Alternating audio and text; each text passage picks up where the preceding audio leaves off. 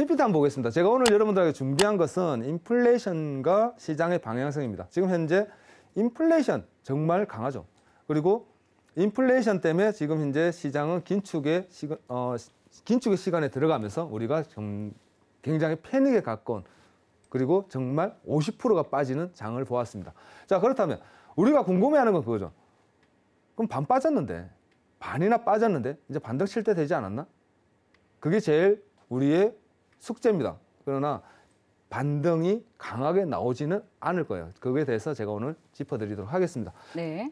자, 보시면 화요일 날 CPI가 발표가 됐습니다. 발표가 됐는데 예상치에 부합 못하는 수치가 나왔어요. 자, 전월 8.5에 그리고 예상치는 8.1입니다. 근데 발표는 8.3%가 나오면서 시장은 쌍끌이 긴축에 따른 불안감을 표출하면서 굉장히 그 이후로 오늘까지, 어제까지 굉장히 깊은 하락을 보여주게 됩니다. 자, 그렇다면 왜 시장은 이렇게까지 정말 공포에 가깝게 시장이 패닉에 빠져 있냐는 거죠. 그러면 그것을 알기 위해서는 일단은 FOMC부터 돌아가야 됩니다. 우리가 FOMC부터 다시 돌아가서 파월 의장이 얘기했던 부분부터 한번 되짚어 봐야 된다는 거죠. 자, FOMC 회의 이후에 그 기자회견 내용 중에 우리가 딱 하나는 짚어가야죠. QT 뭐 다 필요 없고, 그죠? 다 필요 없고 하나만 딱 짚어보자는 거죠. 향후 몇 차례 있을 회의에서 50베이스 포인트 수가 인상에 대한 공감과 논의가 있었다. 그리고 75베이스 포인트 인상을 적극적으로 고려하지는 않는다. 파월 의장이 한 말은 그거죠. 우리는 0.75%에 대한 인상폭을 얘기한 적이 없어. 누가 얘기했어? 나는 얘기한 적 없는데 0.5까지 얘기했어. 그러니까 시장이 그렇지.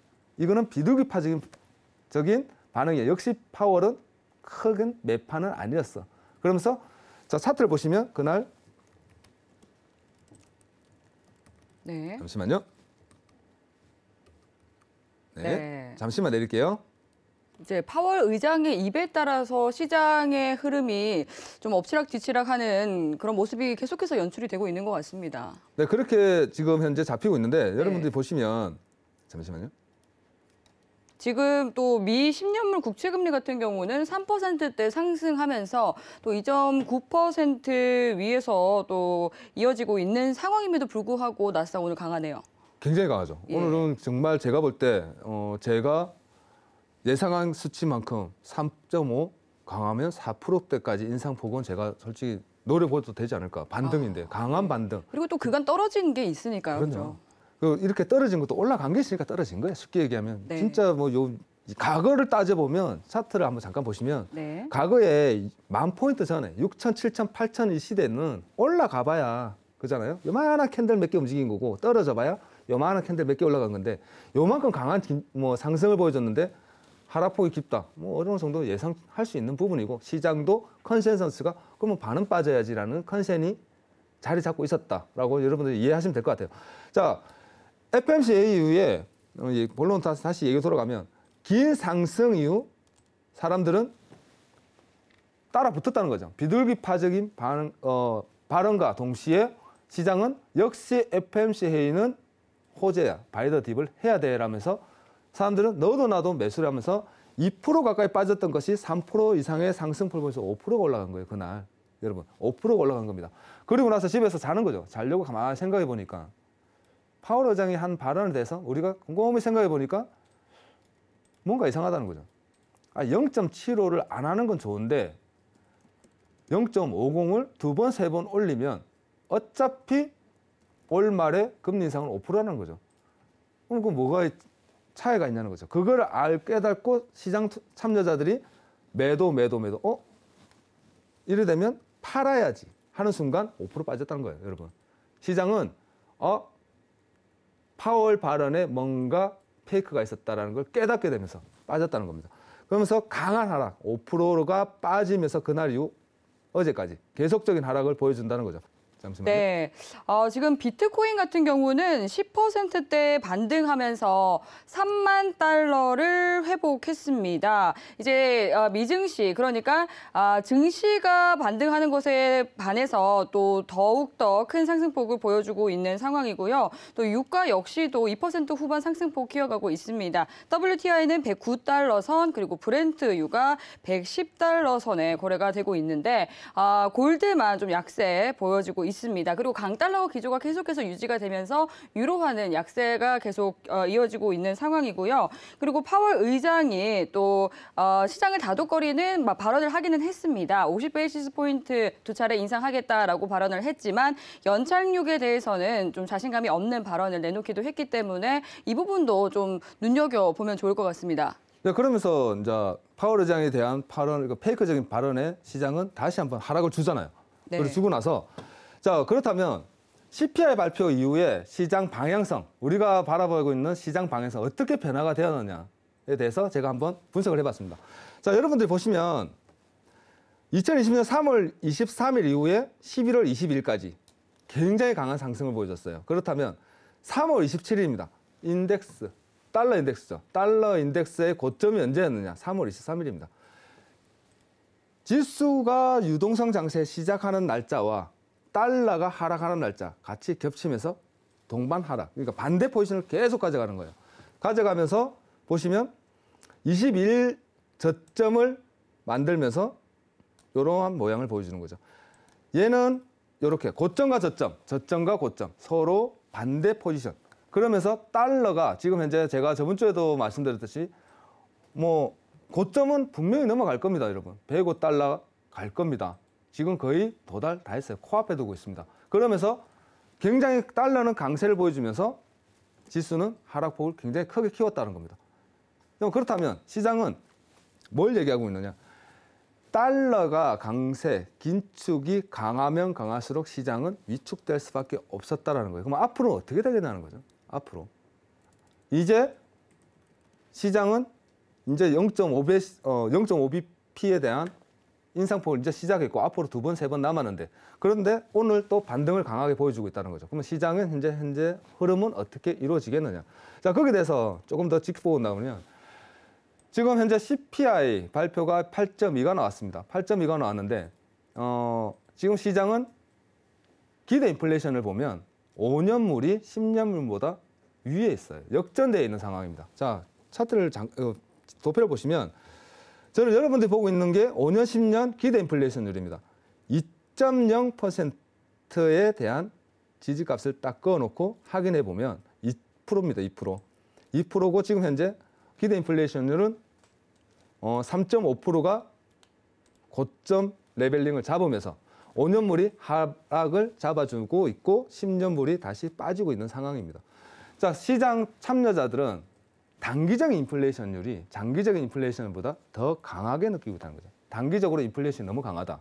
5년물 인플레이션율이 10년물 아래로 떨어져 준다면 시장은 안정화되지 않을까. 그 안정이라는 것이 반등이라는 건 아닙니다, 여러분. 크게 상승할 것이다라는 뜻이 아니라 이렇게 지금 유동이 굉장히 위아래로 흔들고 있는 진폭이 어느 정도 안정되면서 자리를 잡아가지 않겠느냐라고 시장은 예측을 하고 있다는 거죠.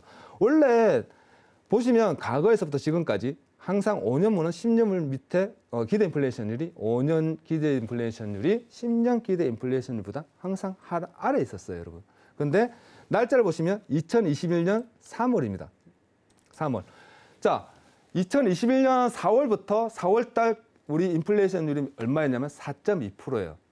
3월 달이 2.8, 3.2 올라가다가 딱 5년 기대 인플레이션율이 역전되면서 5년 기대 인플레이션율이 역전되면서 계속적인 상승을 이렇게 올라갔다는 거죠. 8.5. 자, 그렇다면 5년 기대 인플레이션 BI가 10년물보다 하락을 하게 된다면 안정세로 접어들 수 있다라고 보고 있다는 겁니다. 저 역시도 그렇게 보고 있고요, 여러분. 자, 그렇다면 현재 이 상황을 조금 더 깊게 들여다보면 자, 인플레이션이 하락하려면 일단은 어떤 부분부터 잡혀야겠냐는 거죠, 여러분. 제일 많이 들어가고 있는 거. 인건비 상승률은 일단 배제하더라도 그 부분은 지금 현재 어차피 내려가기 힘듭니다. 여러분들도 알다시피 임금 인상이 한번 올라가면 그것만큼 내려오기가 쉽지 않은 게 없어요. 그것만큼 힘든 게 없습니다. 내려오기가. 자, 그렇다면 무엇이 먼저 내려? 주택 임대료 그리고 중고차 유류. 요 세 가지가 먼저 선행이 된다면 나중에 차츰차츰 떨어질 것이다 라고 시장은 얘기한다는 거죠. 자, 그렇다면 주택 임대료 지수입니다. 임대료 지수는 여러분들 보다시피 뭐 얘기할 필요가 없죠. 계속 상승하고 있다. 그렇다면 임대료는 떨어지기 힘들고 단 중고차 가격이 좋습니다. 미국 도시 평균의 중고 자동차 및 트럭에 대한 가격 변동성을 얘기하고 있다는 거죠. 자, 중고차 가격. 우리가 계속 얘기한 것처럼 인플레이션이 올라가면서 중고차 부분이 계속 상승이 매우 가파르다. 많이들 얘기했을 겁니다. 자, 이 부분에서 지금 현재 꼬리를 살짝 내리고 있습니다. 그러면서 인플레이션율이 피크가 아니냐. 지금 현재 중고차 그리고 뭐 다른 부분들, 식품 부분들이 조금 떨어지고 있는데 이거 피크 아니냐라고 얘기했던 부분이 이 부분으로 많이 지적을 하고 있습니다. 그리고 중요한 거, 유료라는 거죠. 유료. 미국 도시 평균의 연료료 및 기타 연료. 자, 여러분들 지금 차트를 보시면 알겠지만 이 네모칸에 들어가 있는 부분이 경기 침체를 얘기하는 부분이에요. 항상 2008년도 그리고 2020년도 이 두 구간에 대한 침체 구간인데 보시면 굉장히 가파른 상승을 유류가 굉장히 가파른 상승을 보여줬을 때 경기 침체가 왔는데 지금 보시면 과거에 상승 강하게 보여줬던 이 상승보다 지금 엄청나게 더 크게 상승하고 있죠. 여기 지금 꺾이지 않는 인플레이션은 꺾이기 힘들다는 거죠. 그래서 시장은 뭐라고 얘기하느냐? 인플레이션이 피크인지 아닌지는 확실치 않지만 인플레이션을 꺾이려고 하면 굉장히 완만하게 꺾일 것이다. 완만하게. 왜? 지금 패드가 아무리 긴축을 한다 그래서 패드가 하지 못하는 부분이 있습니다, 여러분. 긴축을 해서 금리를 끌어올리고 그리고 시장에 대한 통화량을 흡수는 할 수 있겠지만 지정학적 리스크는 패드가 할 수 없다라는 거죠. 자, 그렇다면 기대 인플레이션과 우리가 WTI 가격에 대해서 한번 짚어본다면 자, 5년 파란색이 5년 인플레이션입니다. 기대 인플레이션. 그리고 빨간색이 크루드오일의 가격 변동 추이를 보여주고 있는 거예요. 자, 5년 인플레이션율이 하락할 때 유가는 하락했죠. 그리고 상승할 때 같이 상승하고 하락할 때 같이 하락하고 있습니다. 그리고 지금 2020년 팬데믹 이후 유가 상승과 더불어 인플레이션율도 같이 올라가고 있다는 거죠. 요 도포만 봐도 그러면 제일 중요한 거. 자, 기대 인플레이션율을 한번 잘라보자고요. 2.0% 그리고 기대 인플레이션 지금 현재 자리에서 3%를 넘어가지 않는다면 그리고 얘가 지금 2.5에서 2.0 아래로 떨어진다면 유가는 최소한 60불대와 90불대 사이에서 안정권을 찾을 수 있겠다는 거예요. 지금 현재 시장이 얘기하는 건 기대 인플레이션 5년물이 10년물을 역전하는 모습과 그리고 2.0 이하로 떨어졌을 때 유가 안정. 요것을 얘기하는 건데 지금 현재 요것이 되어주려면 제일 먼저 선행이 되는 게 지정학적 리스크라는 거죠. 요것은 파월이 어떠한 방법을 써도 여러분 답이 없다라는 겁니다. 답이 없어요. 왜? 중국 봉쇄 조치 철회와 공급 차질 해소는 11월 달 넘어가야 될 겁니다. 최소한. 그렇다. 그게 11월 달이 넘어가지 않는다면 그 전에 뭐 팬데믹이 종식이 돼야 되죠. 두 가지 방법밖에 없어요. 지금 현재 시장은 그렇게 얘기하고 있습니다. 왜? 시진핑이 연임이 되든가 연임이 되고 나서 그 이후에 조금 확실하게 경기를 좀 더 부양할 가능성이 매우 높다라는 거죠. 그리고 러시아는 전쟁이 휴전 아니면 종전이 돼야지만이 유가가 안정될 수 있다. 그것도 바로 유가는 안정되기 힘들지만 서서히라도 계속적인 하락을 보여주면서 유가가 안정될 수 있다. 곡물, 유가, 원자재 가격이 안정되려면 러시아 우크라이나 사태가 종식이 돼야 됩니다, 여러분. 그렇지 않으면 기대 인플레이션이 꺾이기 힘들다는 거예요. 기대 인플레이션은 절대 꺾이기 힘듭니다. 지금 현재 미국이 금리 인상에 의해서 뭐 인플레이션을 잡는다. 아무리 잡아봐야 지금 현재 뭐 예측치가 8.1인데 저번 달 8.2 나왔습니다. 그러면서 파월이 얘기하죠. 시장이 조금 고통스럽더라도 그걸 감내해야 된다. 그러나 우리는 왜? 우리는 인플레이션 잡는 게 제일 우선이기 때문에 5bp씩 2번 더 올릴 것이다. 혹 2번 더 올리고도 안 되면 한두 번 더 올리겠다는 거예요. 자, 그것을 조금 좀 더 확실하게 지표로 얘기한다 그러면 지금 현재 10년물 채권금리와 실질금리에 따른 시장 변화라는 겁니다. 지금 현재 보시면 실질금리가 0.3%예요. 마이너스 금리에서 드디어 실질금리가 뿅 하고 올라왔습니다. 자, 이건 뭔 얘기를 하느냐? 예전에 우리가 과거 팬데믹 이후에 은행에서 돈을 빌려서 투자를 할 때는 은행에서 우리한테 이자를 줬던 시대입니다. 그래서 전부 다 부동산, 주식, 뭐 투자할 수 있는 곳은 어디든 최대한 투자를 했죠. 그러면서 동학개미도 나왔고 서학개미도 나오고 그러면서 부동산이 폭등하게 된 겁니다. 왜? 돈을 빌리면 빌릴수록 인플레이션을 제외한 금리는 마이너스는 우리한테 이자를 주는 형식이었으니까. 그러나 이제는 뭐죠? 우리가 은행에서 돈을 빌리면 우리가 이자를 주게 되는 형식으로 바뀌었다는 겁니다. 자, 10년물 채권금리죠. 10년물 채권은 지금 현재 3% 살짝 넘어가고 있습니다. 3% 넘어가고 있다는 것은 시장에서 얘기하는 금리가 얼마냐? 3%, 이 10년물 채권금리를 얘기하는 거죠. 10년물 채권금리에 대한 이자율. 그죠? 자, 그렇다면 향후 이제 그러면 앞으로 과거에 봤을 때 2012년과 14년도 이 사이에 한번 빠졌습니다. 빠지고 나서 반등, 큰 상승을 보여줄 때 이때 시장 한번 요동 쳤죠. 그때 한번 굉장히 강하게 뭐 지금처럼 뭐 이렇게 뭐 크게 빠진 건 아니지만 올라간 폭이 작았기 때문에 어차피 그때는 한번 빠졌습니다. 이 당시가 뭐 버냉키가 아마 금리 인상을 할 때였을 겁니다. 여러분도 잘 알다시피. 자, 그때 한번 금리 인상 강한 상승폭을 주던 것이 그때 한번 요동을 치고 다시 한번 안정권을 접어드는데 그렇다면 실질금리가 얼마까지 올라갈 수 있겠냐면 우리 계산하면 된다는 거죠. 실질금리가 얼만큼 올라가면 시장이 좀 안정이 될까. 자, 제가 보는 것은 지금 1%대에서 지금 현재 고점 레벨링을 만들고 있습니다, 여러분. 10%대. 자, 그렇다면 실질금리가 0.3이니까 앞으로 현재 제가 실질금리가 한 1.5%대까지는 올라올 거다라고 저는 예상을 하고 있어요. 그러면 앞으로 한 1%대입니다. 그러면 10년물 채권금리가 많이 올라가면 한 4%, 그죠? 4%대. 앞으로 지금 3%니까 한 4%, 4.2%까지 5%는 절대 못 올라간다라고 절대는 아니지만 정말 올라가기 힘들지 않겠느냐. 4%대의 고점 레벨을 만들면서 빠졌기 때문에 좀 현재 10년물 채권금리는 앞으로 향후 한 4%대까지는 전망하고 있습니다. 전망하고 있고 실질금리가 앞으로 한 1.2, 1.5 이상 더 올라간다 그러면 앞으로 향후 금리 인상은 계산해 보면 연말까지 뭐죠? 3%대, 2009, 2.75, 3%대가 딱 맞아지게 되는 겁니다. 향후 지금 현재 뭐 1.25니까요. 그죠? 그렇다면 앞으로 한번 1.5 정도의 인상폭이 된다면, 인상폭을 잡아준다면 시장은 그때 가서 조금 안정될 거다. 그렇다면 우리가 이제 감내해야 되는 시간이라는 거죠. 감내해야 되는 시간.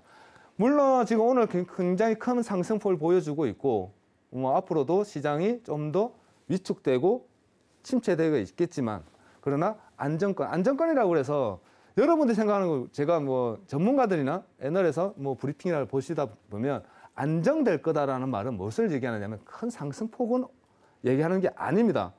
지금같이 크게 움직이는 진폭이 줄어들고 유동이 빠지면서 그러면서 완만한 상승을 이어가겠죠. 그것을 우리가 조금 시장으로 얘기하면 와 시장이 많이 침체되었구나라고 얘기할 것이고 그리고 향후 시장이 어렵다라고 얘기할 겁니다. 왜? 나는 지금 현재 고점 대비 저점 고점 대비 50%가 빠졌는데 위에 물려있는 사람들도 많을 거라는 거죠. 근데 그게 급한 강한 상승을 보여준다? 절대 힘들다는 거죠. 왜? 그때는 유동성이 받쳐주는 시장 장세였고 긴축은 올해 말까지 계속 이어질 것이고 실질금리는 계속 올라갈 겁니다. 그러면 저 패드에서 파월이 얘기하는 거죠. 금리 이제 올라가잖아. 투자하지 말라니까 부동산 사지 말라니까 이라고 얘기하고 있는 거예요, 여러분. 그래서 어렵다고 얘기하는 겁니다. 시장은 그래서 시장이 지금 어렵다. 왜? 실질금리가 올라가고 있기 때문에. 그래서 은행에서 돈을 빌려서 투자해봐야 하락 장세, 시장은 계속 위축되고 통화는 흡수될 것이고, 그러면 증시에는 돈이 덜 들어갈 것이고, 지금 현재 빠져있는 증시는 올라가는 데 시간이 오래 걸릴 거다라는 걸 얘기해 주는 겁니다. 그렇기 때문에 지금 현재 저도 올해 말부터는 좀 어렵겠습니다라고 얘기하는 게, 현재 하락폭은 굉장히 깊고 강하게 내려오지만 보합 기간 또 있을 겁니다.